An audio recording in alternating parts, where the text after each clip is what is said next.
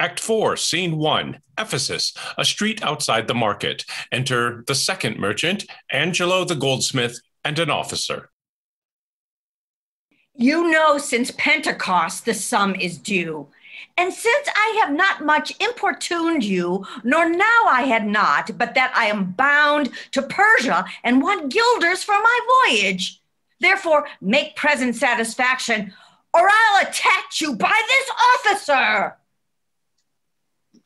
Just the sum that I do owe you is growing to me by Antipholus. And in the instant that I met with you, he had of me a chain. At 5 o'clock, I shall receive the money for the same. Please, if you walk with me down to his house, I will discharge my bond and thank you too. That labor may you save. See where he comes. While I go to the goldsmith's house, go thou and buy a rope's end. That will I bestow among my wife and her confederates for locking me out of my doors by day. But soft, I see the goldsmith. Get thee gone. Buy thou a rope and bring it home to me. I buy £1,000 a year. I buy a rope. A man is well holp up that trusts to you. I promised your presence and the chain, but neither chain nor goldsmith came to me. Belike you thought our love would last too long if it were chained together, and therefore came not. Saving your merry humor, here's the note, how much your chain weighs to the utmost carat, the fineness of the gold, and chargeful fashion, which doth amount to 3 odd ducats more than I stand indebted to this gentleman. I pray you, see him presently discharged, for he is bound to sea and stays but for it. I am not furnished with the present money. Besides, I have some business in the town. Good senor, take the stranger to my house, and with you take the chain, and bid my wife disperse the sum on the receipt thereof. Perchance I will be there as soon as you. Then you will bring the chain to her yourself? No, bear it with you, lest I come not time enough. Well, sir, I will. Have you the chain about you? And if I have not, sir, I hope you have, or else you may return without your money. Nay, come, I pray you, sir, give me the chain. Both wind and tide stays for this gentleman, and I, to blame, have held him here too long. Good Lord, you use this dalliance to excuse your breach of promise to the Porpentine? I should have chid you for not bringing it, but like a shrew you first begin to brawl. The hour steals on. I pray you, sir, dispatch. You hear how he importunes me? The chain. Why, give it to my wife and fetch your money. Come, you know I gave it to you even now. Either send the chain or send by me some token. Now you run this humor out of breath. Come, where's the chain? I pray you, let me see it. My business cannot brook this dalliance. Good sir, say where you'll answer me or no. If not, I'll leave him to the officer. I answer you? What should I answer you? The money that you owe me for the chain. I owe you none till I receive the chain. You know I gave it you half an hour since. You gave me none. You wrong me much to say so. You wrong me more, sir, in denying it. Consider how it stands upon my credit. Well, officer, arrest him at my suit. I do, and charge you in the Duke's name to obey me. This touches me in reputation. Either consent to pay this sum for me, or I attach you by this officer. Consent to pay thee that I never had? Arrest me, foolish fellow, if thou darest. Here is thy fee. Arrest him, officer. I would not spare my brother in this case, if he should scorn me so apparently. I do arrest you, sir. You hear the suit. I do obey thee, till I give thee bail. But, sirrah, you shall buy this sport as dear as all the metal in your shop will answer. Sir, I shall have law in Ephesus, to your notorious shame. I doubt it not. Master, there's a bark of Epidamian that stays but till her owner comes abroad. And then, sir, she bears away. Our fraughtage, sir, I have conveyed abroad, and I have brought the oil, the balsamum, and aquavitae.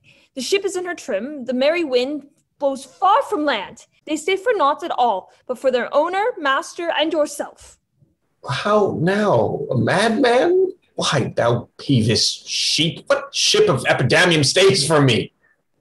A ship you sent me to hire wharfage. Thou drunken slave, I sent thee for a rope and told thee to what purpose and what end. You sent me for a rope's end as soon. You sent me to the bay, sir, for a bark. I will debate this matter at more leisure and teach your ears to list me with more heed. To Adriana, villain, hie thee straight. Give her this key and tell her in the desk that's covered all with Turkish tapestry there is a purse of ducats. Let her send it. Tell her I am arrested in the street, and that shall bail me. Hie thee, slave, be gone. On, officer, to prison till it come. To Adriana, that is where we dined. Where Dalzabel did claim me for her husband. She is too big, I hope, for me to compass. Thither I must, although against my will, for servants must their masters' minds fulfill.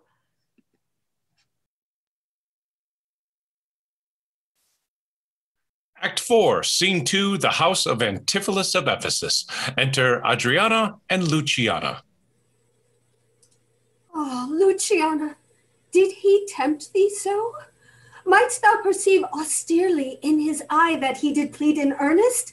Yea or no? Looked he or red or pale or sad or merrily? What observation madest thou in this case of his heart's meteors tilting in his face?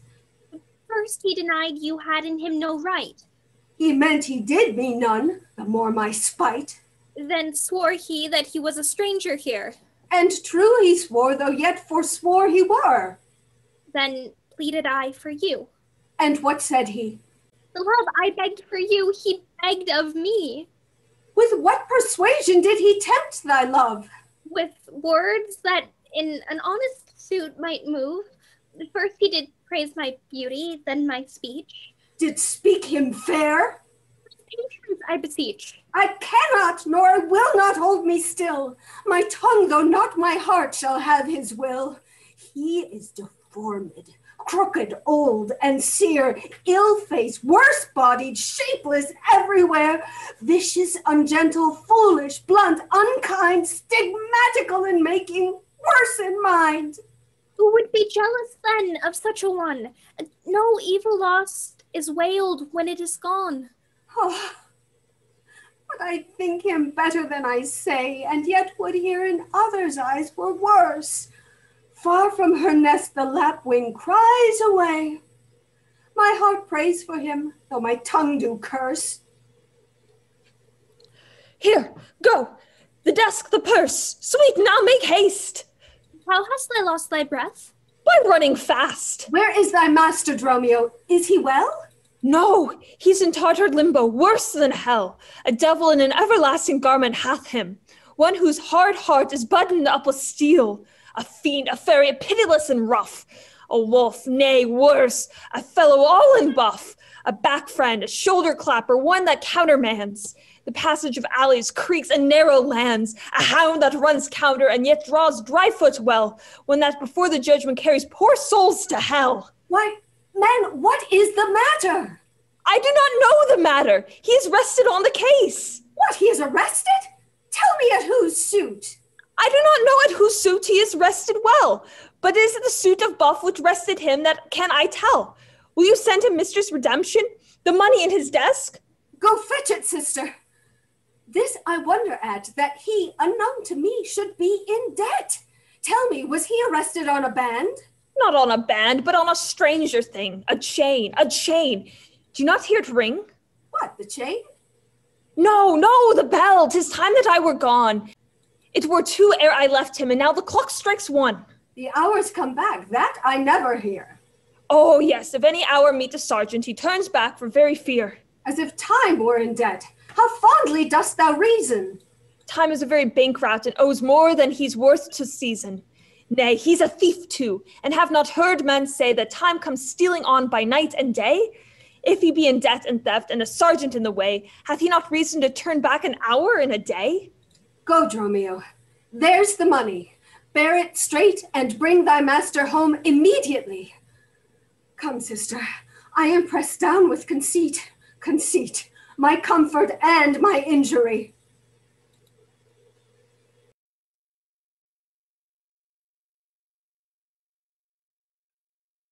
Act 4, Scene 3, a plaza before the Centaur Inn. Enter Antipholus of Syracuse wearing the chain. There's not a man I meet, but doth salute me as if I were their well-acquainted friend. And everyone doth call me by my name. Some tender money to me, some invite me, some other give me thanks for kindness. Even now a tailor called me into his shop and showed me his silks that he had bought for me, and therewithal took measure of my body. Sure, these are but imaginary wiles, and Lapland sorcerers inhabit here. Master, here's the gold that you sent me for. What have you got in the picture of old Adam New Apparelled? What gold is this? What Adam dost thou mean? Not that Adam that kept the paradise, but that Adam that keeps the prison.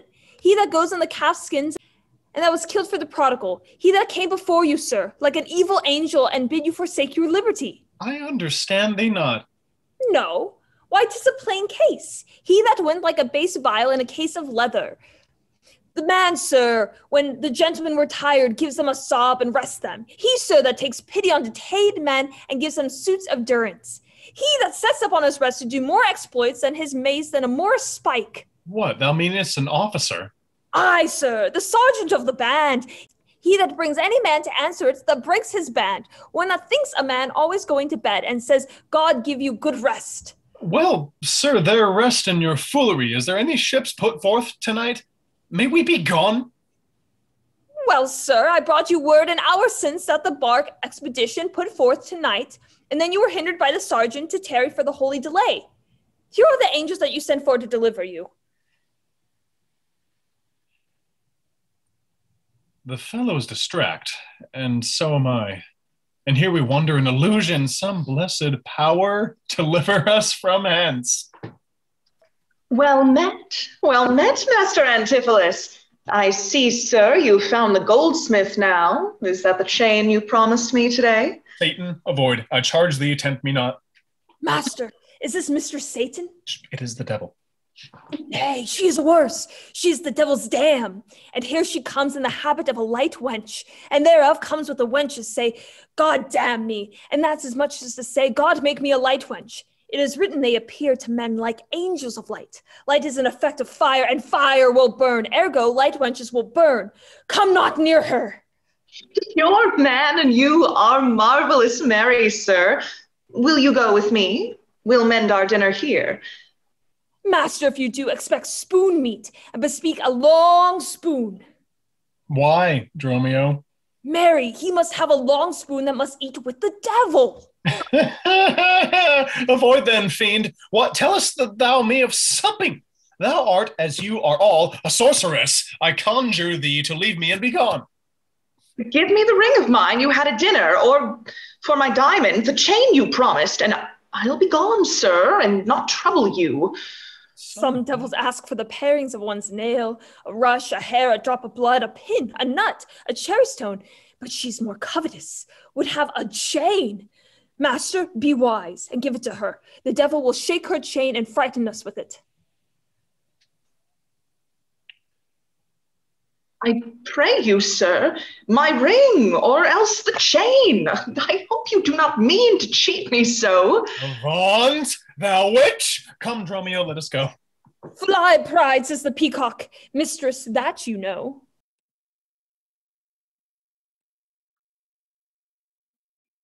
Oh, out of doubt, Antipholus is mad. Else would he never so demean himself. A ring he hath of mine worth 40 ducats, And for the same, he promised me a chain. Both one and other he denies me now. The reason that I gather he is mad. Besides this present instant of his rage is a mad tale he told today at dinner of his own doors being shut against his entrance. Belike his wife, acquainted with his fits, on purpose shut the doors against his way. My way is now to hie home to his house and tell his wife that, being lunatic, he rushed into my house and took perforce my ring away. This course I fittest choose, for 40 ducats is too much to lose.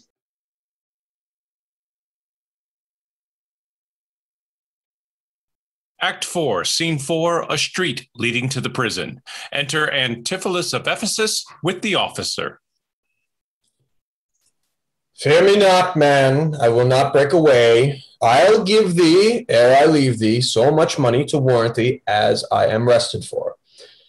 My wife is in a wayward mood today, and will not lightly trust the messenger that I should be attached in Ephesus. I tell you, 'twill sound harshly in her ears. Here comes my man. I think he brings the money. How now, sir? Have you that I sent you for? Here's that, I warrant you. We'll pay with all. But where's the money? Sir, I gave the money for the rope.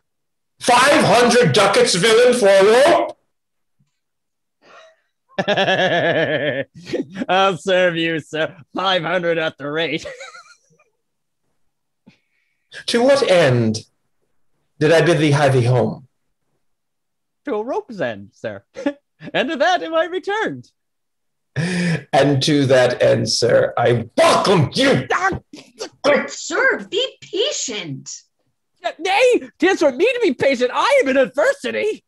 Good now. Hold thy tongue. Nay, rather persuade him hold his hands. Thou hoarse and senseless villain. I would I were senseless, sir, that I might not feel your blows. Thou art sensible in nothing but blows, and so is an ass. I am an ass, indeed. You may prove it by my long years. I have served him from the hour of my nativity to this instant, and have nothing at his hands for my service but blows. When I am cold, he heats me with beatings. When I am warm, he cools me with beating. I am waked with it when I sleep, raised with it when I sit, driven out of the doors with it when I go from home, welcomed home with it when I return. Nay, I bear it on my shoulders as a beggared water brat. And I think when he hath laved me, I shall beg with it from door to door. Come, go along. My wife is coming yonder.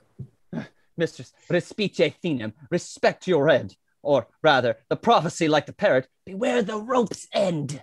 Wilt thou still talk? What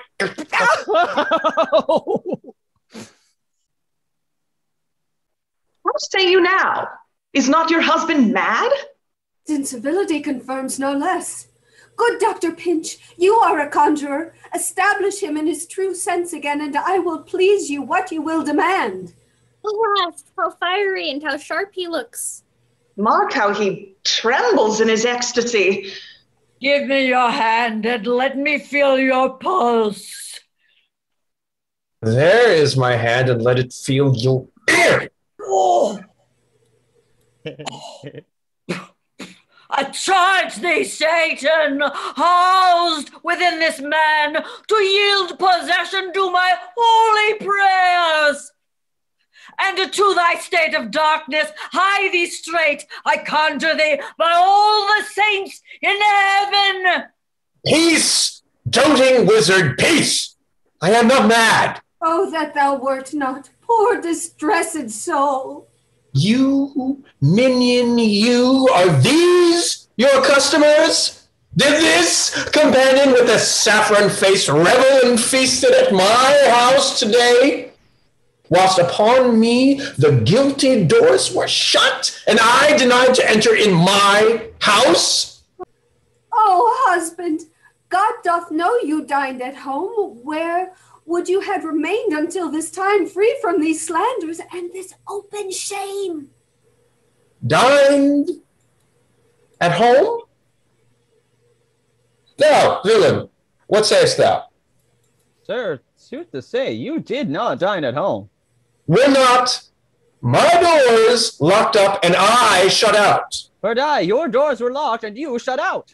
And did not she herself revile me there? Sans fables, she herself reviled you there. Did not her kitchen maid rail, taunt, and scorn me? Certes she did. The kitchen vessel scorned you. And did I not in a rage depart from thence? In verity you did. My bones bear witness that since have felt the vigor of his rage. Is it good to soothe him in these contraries? It is no shame. The fellow finds his vein, and yielding to him, humors well his frenzy. Thou hast suborned the goldsmith to arrest me. Alas, I sent you money to redeem you by Romeo here, who came in haste for it. Money by me? Heart and good will you might, but surely, master, not a rag of money. Went'st not thou to her for a purse of ducats? He came to me, and I delivered it. And I am witness with her that she did. God and the rope maker bid me witness that I was sent for nothing but rope. Mistress, both man and master is possessed. I know it by their pale and deadly looks. They must be bound and laid in some dark room. Hey, wherefore didst thou lock me forth today? And why dost thou deny the bag of gold? I did not, gentle husband, lock thee forth. And, gentle master, I received no gold. But I confess, sir, that we were locked out. Dissembling villain, thou speakest false in both. Dissembling harlot, thou art false in all, and art confederate with a damned pack to make a loathsome abject scorn of me. But with these nails I'll pluck out these false eyes that would behold in me this shameful sport. Oh, bind him, let him not come near me. More company! The fiend is strong within him. Oh, what? Will you murder me? Thou, jailer, thou, I am thy prisoner. Wilt thou suffer them to make a rescue? Masters, let him go. He is my prisoner, and you shall not have him. Go, bind this man, for he is frantic too. What wilt thou do, thou peevish officer? Hast thou delight to see a wretched man do outrage and displeasure to himself? He is my prisoner. If I let him go, the debt he owes will be required of me. I will discharge thee ere I go from thee. Bear me forthwith unto his creditor, and knowing how the debt grows, I will pay it. Good master doctor, see him safe conveyed home to my house. Oh, most unhappy day! Oh, most unhappy strumpet! Master, I am here entered in bond for you. Oh, out on thee, villain! Wherefore dost thou mad me? Will you be bound for nothing? Be mad, good master. Cry the devil. Poor souls, how idly do they talk. Go bear him hence. Sister, go you with me. Say, now whose suit is he arrested at? One Angelo, a goldsmith. Do you know him? I know the man. What is the sum he owes? 200 ducats. Say, how grows it due? Due for the chain your husband had of him. He did bespeak a chain for me, but had it not. When as your husband, all enraged today, came to my house and took away my ring, the ring I saw upon his finger now, straight after did I meet him with a chain. It may be so, but I did never see it. Come, jailer, bring me where the goldsmith is. I long to know the truth hereof at large.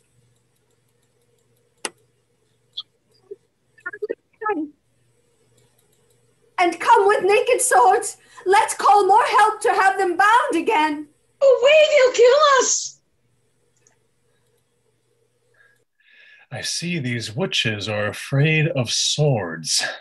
She that would be your wife now ran from you. Come to the centaur. Fetch our stuff from thence. I lawn that we were safe and sound aboard. Faith, stay here this night. They will surely do us no harm. You saw they spake us fair, gave us gold. Methinks they are such a gentle nation that, but for the mountain of mad flesh that claims marriage of me, I could find in my heart to stay here still and turn witch. I will not stay tonight for all the town. Therefore away and get our stuff aboard.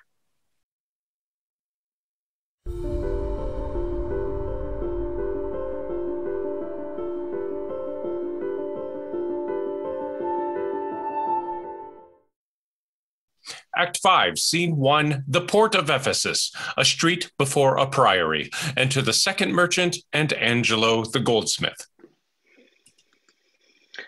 I am sorry, sir, that I have hindered you, but I protest he had the chain of me, though most dishonestly he doth deny it.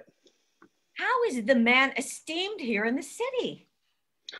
Of very reverend reputation, sir, of credit infinite, highly beloved, second to none that lives here in the city. His word might bear my wealth at any time. Speak softly, yonder, as I think he walks. 'Tis so, and that self-same chain about his neck, which he forswore most monstrously to have. Good sir, draw near to me, I'll speak to him. Senior Antipholus, I wonder much that you would put me to this shame and trouble, and not without some scandal to yourself, with circumstance and oaths so to deny this chain, which now you wear so openly. Besides the charge, the shame, imprisonment, you have done wrong to this, my honest friend, who, but for staying on our controversy, had hoisted sail and put to sea today. This chain you had of me. Can you deny it?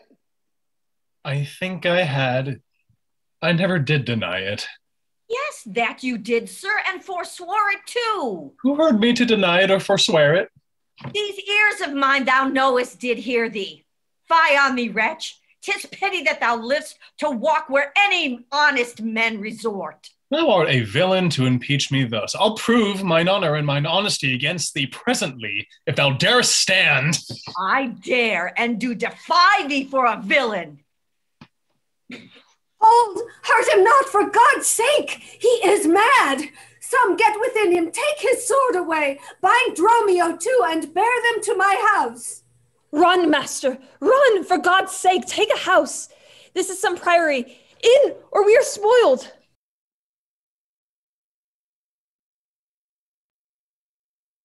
Be quiet, people. Wherefore throng you hither? To fetch my poor distracted husband hence. Let us come in, that we may bind him fast and bear him home for his recovery. I knew he was not in his perfect wits. I am sorry now that I did draw on him. How long hath this possession held a man? This week he hath been heavy, sour, sad, and much different from the man he was. But till this afternoon his passion ne'er brake into extremity of rage. Hath he not lost much wealth by wrack of sea? Buried some dear friend? Hath not else his eye strayed in his affection, in unlawful love, a sin prevailing much in youthful men, who give their eyes the liberty of gazing? Which of these sorrows is he subject to? To none of these, except it be the last, namely, some love that drew him oft from home. You should for that have reprehended him. Or so I did. Aye, but not rough enough. As roughly as my modesty would let me. Haply in private. And in assemblies too. Aye, but not enough. It was the copy of our conference. In bed he slept not for my urging it. At board he fed not for my urging it. Alone it was the subject of my theme. In company I often glance at it. Still did I tell him it was vile and bad. And thereof came it that the man was mad. The venom clamors of a jealous woman poisons more deadly than a mad dog's tooth. It seems his sleeps were hindered by thy railing, and thereof comes it that his head is light. Thou sayest his meat was sauced with thy upbraidings. Unquiet meals make ill digestions. Thereof the raging fire of fever bred, and what's a fever but a fit of madness?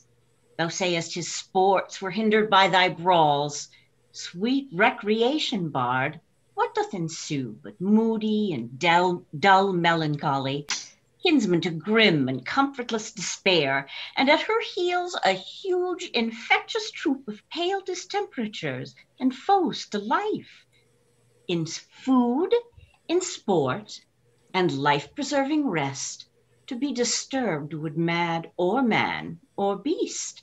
The consequence is then thy jealous fits hath scared thy husband from the use of wits. She never reprehended him but mildly. When he demeaned himself, rough, rude, and wildly, why bear you these rebukes and answer not? She did betray me to my own reproof. Good people enter and lay hold on him. No, not a creature enters in my house. Then let your servants bring my husband forth. Neither. He took this place for sanctuary, and it shall privilege him from your hands till I have brought him to his wits again, or lose my labor in assaying it. I will attend my husband, be his nurse, diet his sickness, for it is my office and will have no attorney but myself, and therefore let me have him home with me. Be patient, for I will not let him stir till I have used the approved means I have, with wholesome syrups, drugs, and holy prayers, to make of him a formal man again. It is a branch and parcel of mine oath, a charitable duty of mine order. Therefore depart and leave him here with me. I will not hence and leave my husband here, and ill it doth beseem your holiness to separate the husband and the wife. Be quiet and depart. Thou shalt not have him. Complain unto the Duke of this indignity. Come, go. I will fall prostrate at his feet and never rise until my tears and prayers have won his grace to come in person hither and take perforce my husband from the abbess. By this, I think the dial points at 5. Anon, I'm sure, the Duke himself in person comes this way to the melancholy vale, the place of death and sorry execution behind the ditches of this abbey here. Upon what cause? To see a reverend Syracusian merchant who put unluckily into this bay against the laws and statutes of this town, beheaded publicly for his offense. See where they come. We will behold his death. Kneel to the Duke before he passed the abbey. Yet, once again, proclaim it publicly. If any friend will pay the sum for him, he shall not die. So much we tender him. Justice, most sacred Duke. Against the abbess. She's a virtuous lady and reverend lady. It cannot be that she hath done thee wrong. May it please your grace. Antipholus, my husband, who I made lord of me and all I had at your important letters, this ill day a most outrageous fit of madness took him, that desperately he hurried through the street, with him his bondmen, all as mad as he, doing displeasure to the citizens by rushing in their houses, bearing thence rings, jewels, anything his rage did like. Once did I get him bound and sent him home, whilst to take order for the wrongs I went that here and there his fury had committed. Anon, I wot not by what strong escape he broke from those that had the guard of him, and with his mad attendant and himself, each one with ireful passion, with drawn swords, met us again, and madly bent on us, chased us away till raising of more aid, we came again to bind them. Then they fled into this abbey, whither we pursued them, and here the abbess shuts the gates on us, and will not suffer us to fetch him out, nor send him forth that we may bear him hence.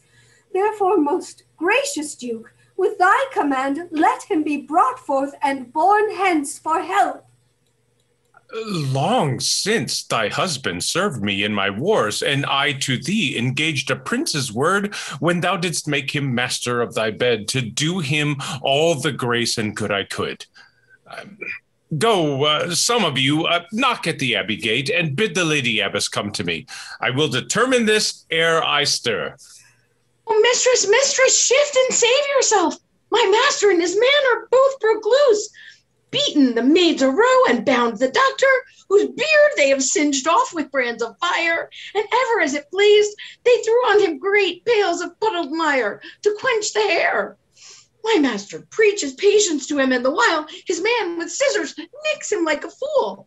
And sure, unless you send some present help, between them they will kill the conjurer. Peace, fool. Thy master and his men are here, and that is false thou dost report to us. Mistress, upon my life I tell you true. I have not breathed almost since I did see it. He cries for you and vows, if he can take you, to scorch your face and to disfigure you. Hark, hark! I hear him, mistress. Fly, be gone. Come, stand by me, fear nothing. Guard with halberds! Ay me, it is my husband. Witness you that he is born about invisible. Even now we house him in the abbey here, and now he's there, past thought of human reason. Justice, most gracious Duke. Oh, grant me justice, even for the service that long since I did thee, when I bestrid thee in the wars and took deep scars to save thy life, even for the blood that then I lost for thee. Now grant me justice. Unless the fear of death doth make me dote, I see my son Antipholus and Dromio.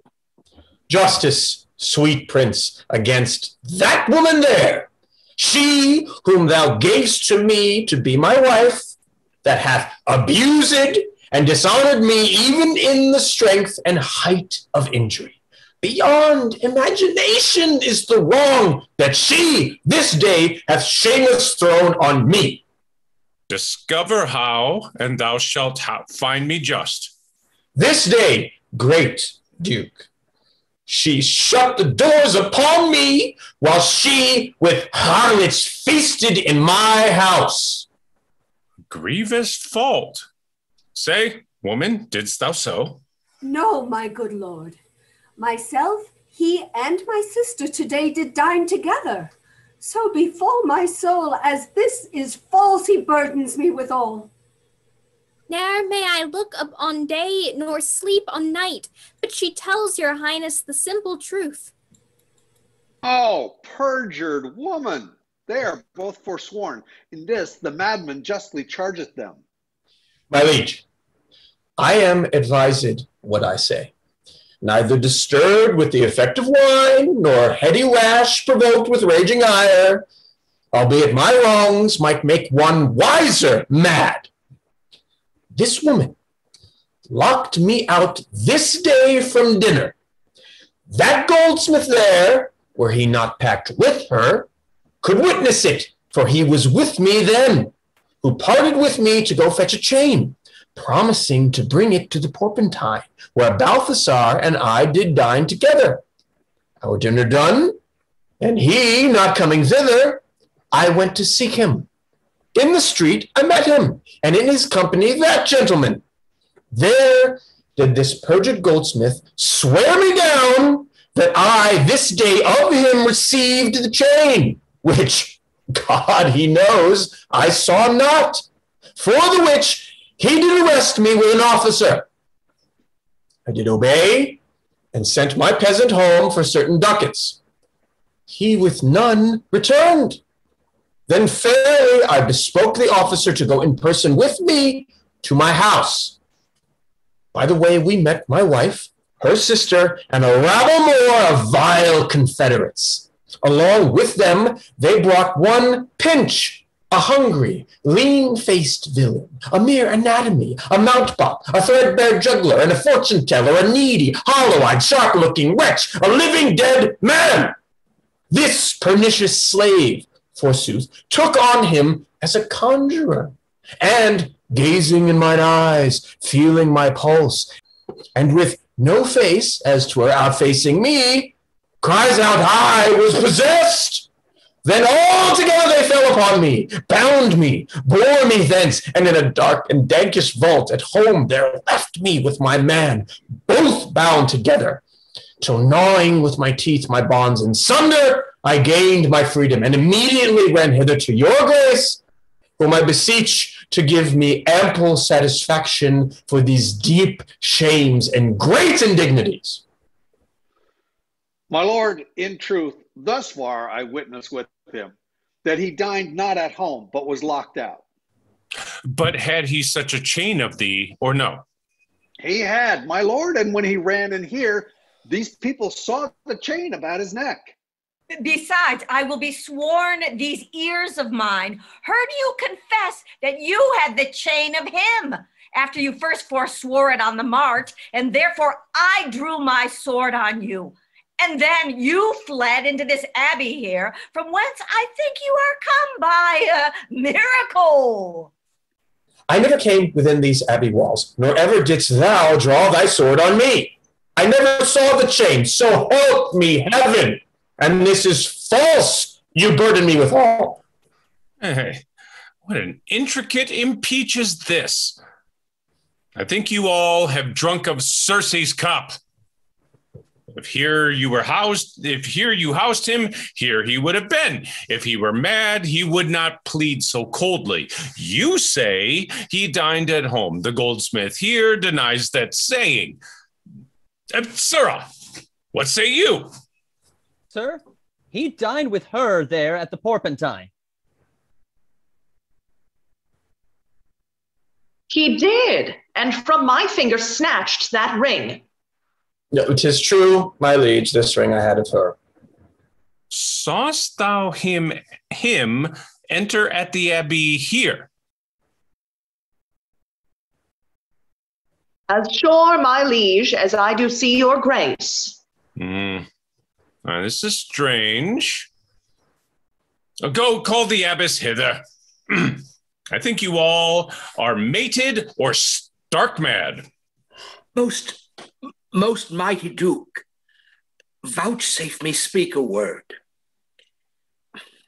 Haply I see a friend will save my life and pay the sum that may deliver me. Speak freely, Syracusian, what thou wilt. Is not your name, sir, called Antipholus? And is not that your bondman, Dromio? Within this hour I was his bondman, sir, but he, I thank him, gnawed into my cords. Now am I Dromio and his man, unbound. I am sure you both of you remember me.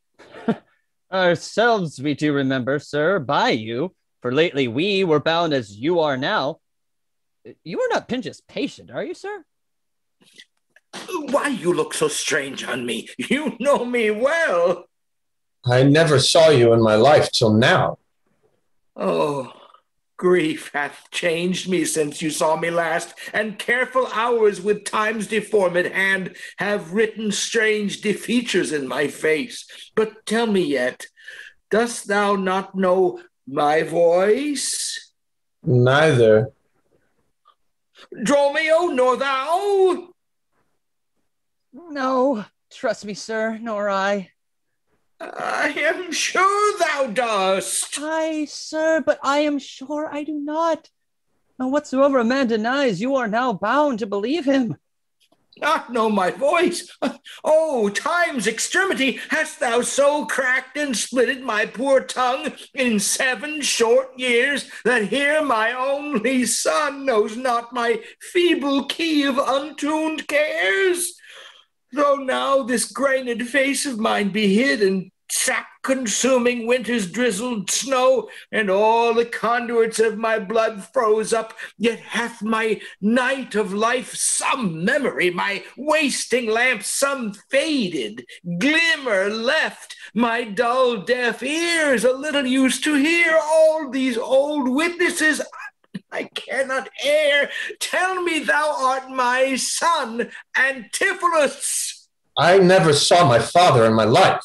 Oh, but 7 years since, in Syracuse, boy, thou knowest we parted.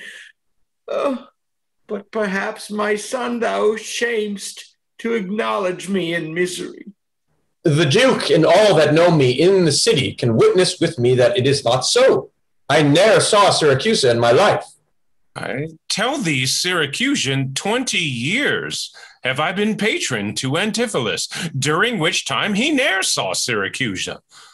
I see thy age and dangers make thee dote. Most mighty Duke, behold a man much wronged. I see two husbands, or mine eyes deceive me. One of these men is genius to the other, and so of these, which is the natural man and which the spirit? Who deciphers them? I, Sir Andromio, command him away. I, Sir Andromio, pray let me stay. Aegean, art thou not, or else his ghost? Oh, my old master, who hath bound him here? Whoever bound him, I will loose his bonds and gain a husband by his liberty. Speak, old Aegean, if thou beest a man that hadst a wife once called Emilia, and bore thee at a burden 2 fair sons. Oh, if thou beest the same Aegean, speak. Speak unto the same Emilia. Why, here begins his morning story right. These two, Antipholus, these two so like, and these two Dromios, one in semblance, besides her urging of her racquetcy. These are the parents to these children, which accidentally are met together. If I dream not, thou art Emilia.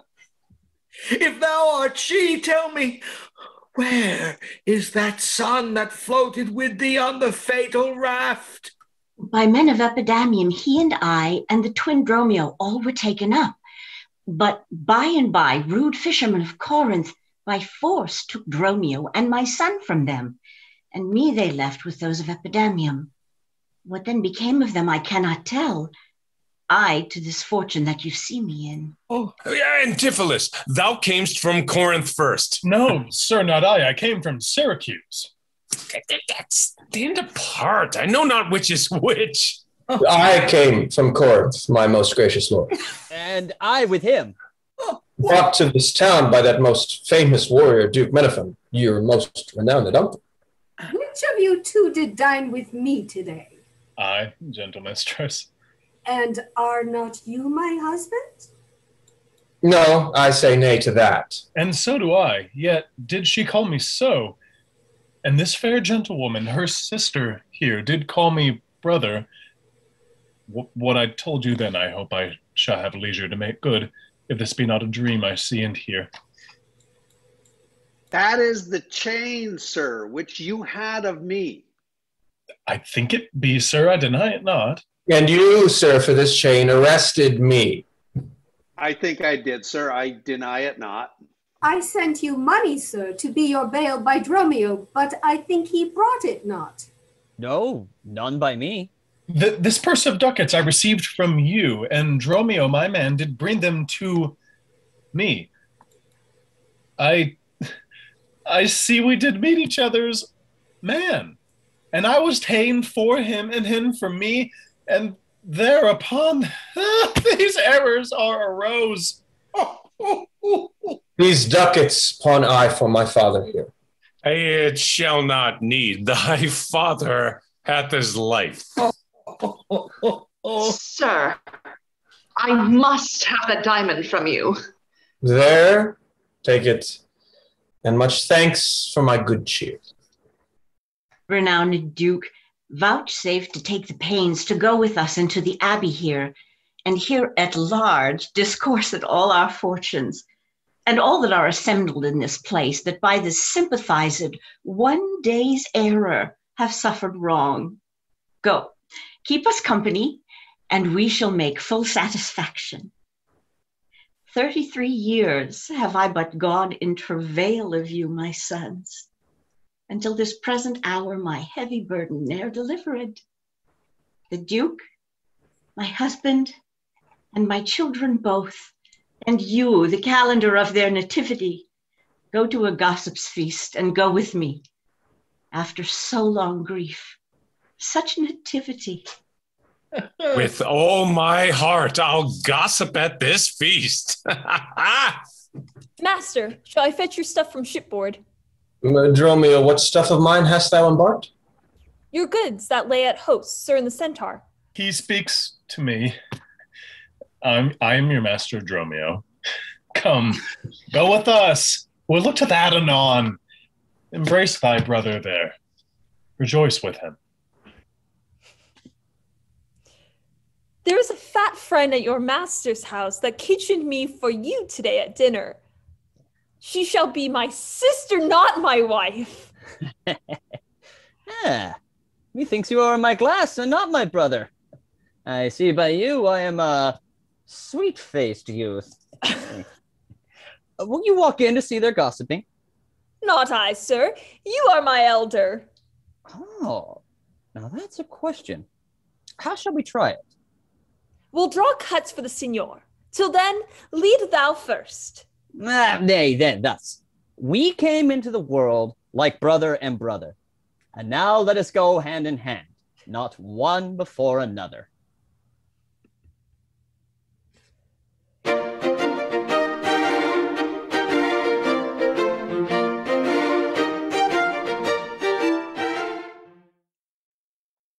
Thanks for watching. We hope you enjoyed our reading today of The Comedy of Errors. And let's call back our players. Jason Rennie, Elise Ashton, Taylor Marr, Ben Birmingham, Megan Wells, Dave Demke, Mark Tracy, Emily Redmond Hall, Julie Grossman, Nancy Pasquale, Spencer Frederick, Hadley Hulka, and I'm Mary Carrig.